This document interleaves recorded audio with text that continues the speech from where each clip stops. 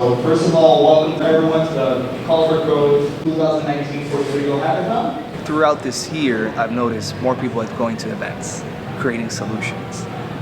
More students from different type of backgrounds, art backgrounds, business, going to these events to learn.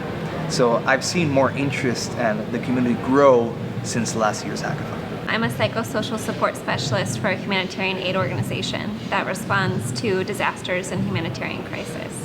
And I specifically work with disaster risk reduction for schools as well as for small communities that were kind of isolated during the storm. Lots of trauma still, lots of narratives that people haven't had a place to share, lots of burnout, higher rates of depression, symptoms of PTSD.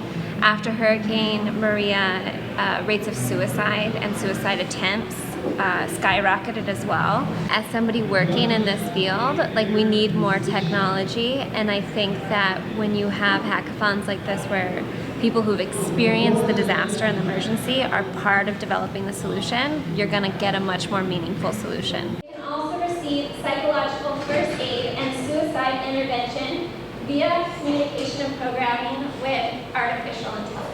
I think artificial intelligence, though, is so cool to see him program it.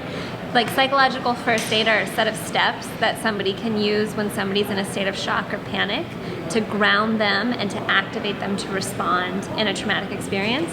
And to see him program artificial intelligence to give directives to a user to bring them out of a state of shock and to, like, have them take an action. And all of this can be done with the text message, so you don't need email. After a disaster, there are so many people needing that help, but there is not enough specialists. Mm-hmm. So a chatbot with that ability is a must.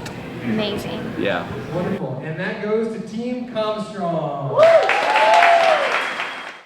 I think this is a hackathon with a meaning, because most of the time you go to a hackathon and it's just like another task or another challenge.